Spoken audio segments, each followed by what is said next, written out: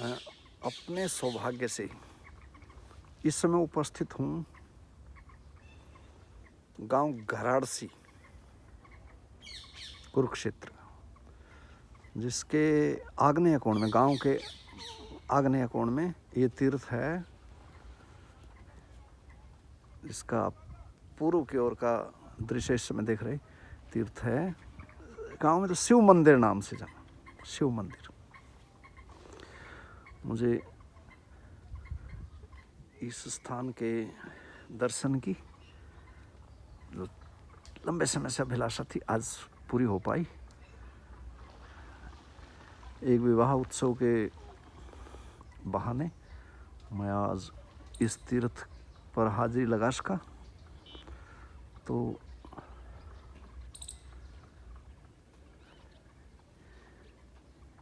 ये अब मेरे सामने उत्तर दिशा का नज़ारा है, यहाँ से, इस तीर्थ से, क्योंकि जो स्पेशली मैं बताना चाहता हूँ वो यहाँ से ठीक उत्तर दिशा में 5 किलोमीटर के अंदर माता सरस्वती आज भी जिस रूप में प्रकट है, यहाँ से उत्तर दिशा में 5 किलोमीटर के अंदर ही मानिए।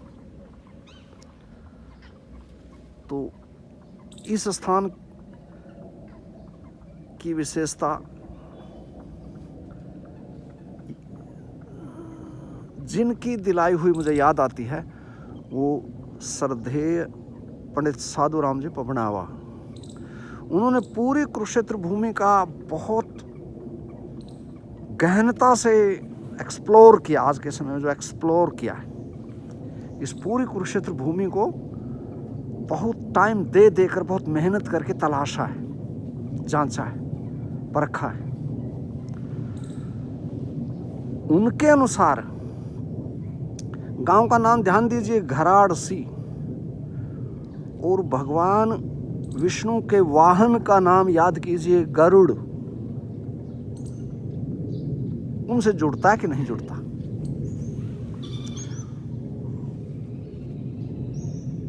तो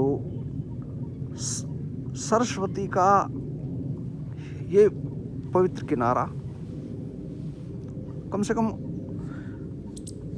सतयुग के समय, पुराने समय का, तो प्राचीन समय में तो संभव है यहाँ तक कम से कम सरस्वती के जल से आप्लावित होने वाले यह तीर्थ से सरस्वती यहाँ पश्चिम की ओर दिशा वाली है, तो उनका दक्षिण दिशा की ओर का किनारा जो पूरी कुरुक्षेत्र भूमि का उत्तरी सीमा निर्धारण करती है, तो ये अकेला तीर्थ नहीं है, इस पे और भी हैं। मैं उदाहरण के लिए आपको कर दूं, बाकी गंगा जी के किनारे, यमुना के किनारे वो राजाओं को शपथ मिली, राजाओं का अभिषेक हुआ, राजा, मानव राजाओं के तौर पे।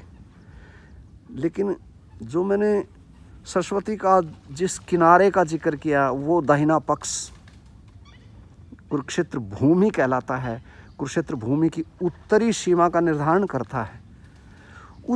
ये वो स्थान है जहां पर देवताओं का देवत्व के लिए अभिषेक हुआ, देवताओं को कोई पदवी मिलने का शपथ समारोह हुआ। तो मैं इस स्थान पर इतना ध्यान क्यों दे रहा हूं कि ये वो स्थान है जहां गरुड़ जी को, देवता गरुड़ को भगवान विष्णु के वाहन के तौर पे जहाँ से शुरुआत हुई, उनका शपथ हुई भगवान विष्णु के वाहन के तौर पे गरुड़ जी की। और कहाँ तक चला जाता है नाम, जो विश्वास करने वाले हैं, जो हमारा हरि, उनका ही नाम है गरुड़ जी का, हरिजान।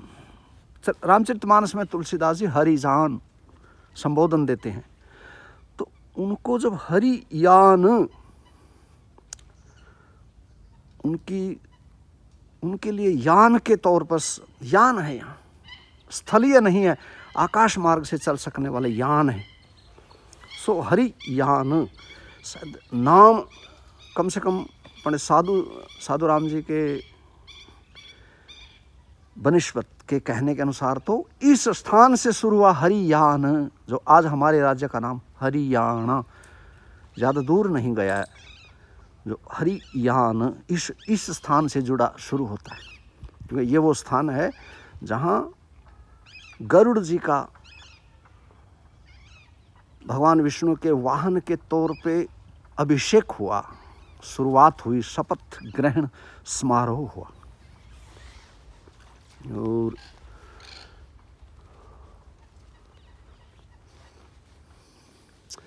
और इस उद्देश्य का कम से कम कुरुक्षेत्र भूमि में ये अकेला स्थान नहीं है।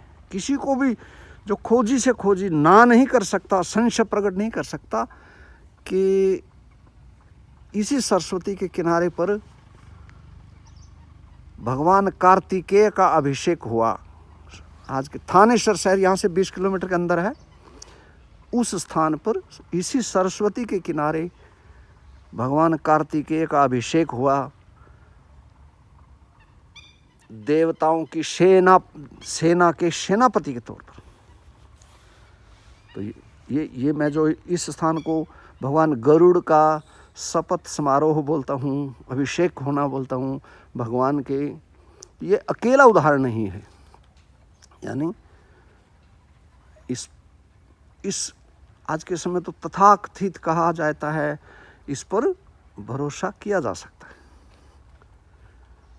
तो इस समय स्थान शांतचित्त है। Luckily I have no disturbance. अलबत्ता जो कुछ मैं कहना चाहता वो कह पाया हूँ। ओम नमः शिवाय।